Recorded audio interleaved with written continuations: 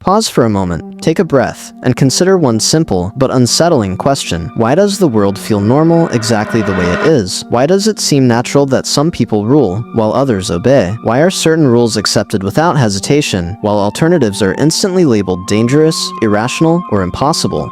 These questions were not born in modern politics. They did not emerge because of social media. They are as old as humanity itself. From the moment humans began living together, they have tried to answer one fundamental problem. How does the world work? And how should we live within it? The collective answers to that question slowly hardened, settled, and were passed down, becoming something incredibly powerful, often invisible, yet silently shaping how we think, judge, and act. That is what we now call ideology. Ideology is not merely opinion. It is not just political preference, and it does not belong only to states or parties. Ideology is a shared framework of meaning, a system of ideas that allows a group of people to agree on what is right and wrong, what is normal and abnormal, what is worth fighting for, and what must be rejected. Ideology works like air. We rarely notice it, but without it, social life becomes chaotic and directionless. This is why ideology feels invisible. It does not shout. It does not always coerce directly. It shapes what feels reasonable. And here lies an uncomfortable truth. Even those who say, "I am neutral, I have no ideology," are usually just living inside an ideology that has become so familiar it no longer feels like one. Many people assume ideologies are created by great thinkers, by philosophers, by authors, by intellectual elites. As a term, ideology did indeed appear in the late 18th century, introduced by a French philosopher, Antoine de Saint-Exupéry, who originally meant it neutrally, as a science of ideas. But ideology itself existed long before the word was invented. Ideology is not the product of a single brilliant mind. It is not born overnight.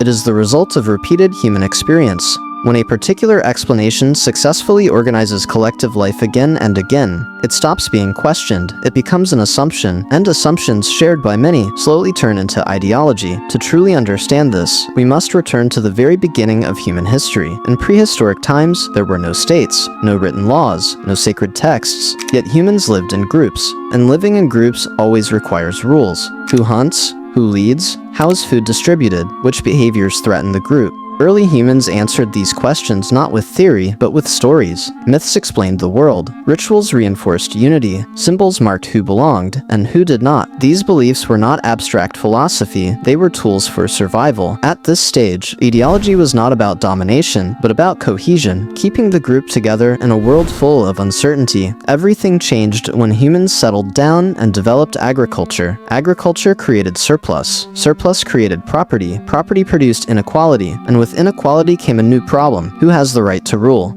Pure violence was unstable, so power needed justification. Kings claimed divine authority, laws were declared sacred, obedience was framed as moral duty. Ideology now changed its function. It no longer merely organized life, it legitimized power. Power was no longer only enforced, it was explained. And when power feels legitimate, resistance feels wrong. As civilizations expanded, ideology grew beyond politics. Humans began asking deeper questions. Why do we suffer? What is the meaning of life? What happens after death? Great religions emerged. Philosophy took shape. Ideology now governed not only human bodies, but also human souls. Suffering was no longer random. Sacrifice was no longer meaningless. Life had purpose. This is why religious and philosophical ideologies became the most enduring structures in human history. But the modern era disrupted everything. Science advanced. Industry transformed labor. Traditional authority was challenged. Old ideologies did not simply disappear. They were confronted. New ideologies emerged. Liberalism spoke of individual freedom. Socialism spoke of structural justice. Nationalism spoke of collective identity. For the first time, ideologies openly collided. And within this clash, a sharp critique emerged from Karl Marx, that ideology often functions not as pure truth, but as a reflection of the interests of those in power. From that moment on, ideology was no longer seen as neutral knowledge, but as a battleground of meaning. The 20th century proved its consequences. World wars erupted, revolutions unfolded, states rose and collapsed.